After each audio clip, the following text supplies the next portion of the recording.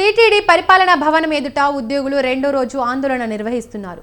TTD ఉద్యోగి పట్ల దురుసుగా ప్రవర్తించిన పాలక మండలి సభ్యుడు నరేష్ను తొలగించాలని నిరసన తెలుపుతున్నారు. టీటీడీ ఉద్యోగులకు నరేష్ బహిరంగ క్షమాపణ చెప్పాలని టీటీడీ ఉద్యోగుల ఐక్య వేదిక డిమాండ్ చేస్తోంది. ప్రభుత్వం వెంటనే స్పందించి చర్యలు తీసుకోవాలని కోరుతున్నారు. లేకపోతే సోమవారం భవిష్యత్ కార్యాచరణ ప్రకటిస్తామని టీటీడీ ఉద్యోగుల ఐక్య వేదిక హెచ్చరిస్తోంది.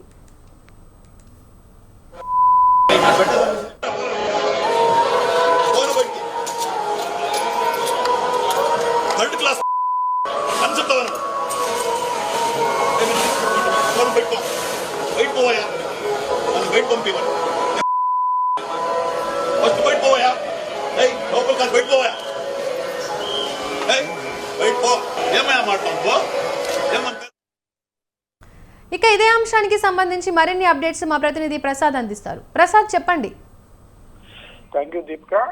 అటు శ్రీవారి సేవతో పాటు భక్తుల సేవలో ఎప్పుడు నిరంతరం శ్రమించే టీటీడీ ఉద్యోగులు ఒక్కసారిగా ఆందోళన దిగుతున్నారు. అయితే దీనికి ప్రధాన కారణం బుధవారం ఉదయం కర్ణాటకకు చెందిన టీటీడీ పాలక మండలి సభ్యులు నరేష్ శ్రీవారిని దర్శించుకుని వెలుపలకు వచ్చే సమయంలో ఆలయ ద్వారం దగ్గర గేటు తెరవాలని చెప్పి అక్కడ విధులు నిర్వహిస్తున్న టీటీడీ ఉద్యోగిని కోరారు. అయితే ఉద్యోగి గేటు తెరవడం కుదరదని చెప్పి నిరాకరించడంతో ఒక్కసారిగా ఆగ్రహానికి గురైన నరేష్ టీటీడీ ఉద్యోగిపై తీవ్రంగా ఆగ్రహం వ్యక్తం చేశాడు.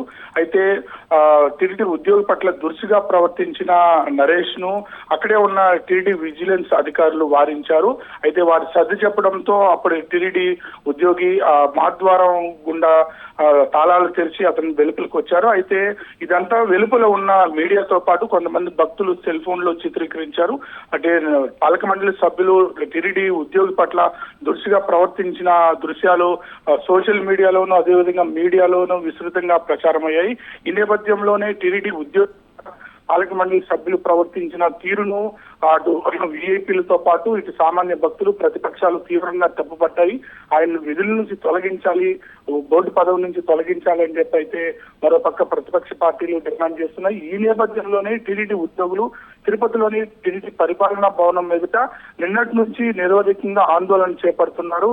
ఏదైతే టీటీడీ ఉద్యోగి పట్ల దురుసుగా ప్రవర్తించిన పాలక మండలి సభ్యులు బహిరంగ క్షమాపణ చెప్పాలని చెప్పైతే వాళ్ళు డిమాండ్ చేస్తున్నారు. ఈ నేపథ్యంలో మరో పాలక మండలి సభ్యులు భానుప్రకాష్ రెడ్డి కూడా మీడియా సమావేశం నిర్వహించి ఇది మా కుటుంబ వ్యవహారం, మీ ఇలాంటి పొరపాటు జరగడం చాలా అరుదు, కానీ జరిగింది, దాన్ని మేము సరిదిద్దుకుంటాము, ఇంతవరకు ఈ విషయాన్ని రాజకీయంగా తీసుకెళ్లొద్దని అని చెప్పి అయితే విజ్ఞప్తి చేశారు. అయితే పార్టీలకు అతీతంగా ఉద్యోగులకు అండగా నిలుస్తున్నారు. మరోపక్క ఉద్యోగులు కూడా నరేష్ ను టీటీడీ పాలక మండలి నుంచి తొలగించాలి, లేదా ఆ ఉద్యోగికి బహిరంగ క్షమాపణ చెప్పాలి, ఇలాంటి ఘటనలు మళ్ళీ పునరావృతం కాకుండా గట్టి చర్యలు తీసుకోవాలని చెప్పి అయితే మరోపక్క ఉద్యోగస్తులు డిమాండ్ చేస్తున్నారు.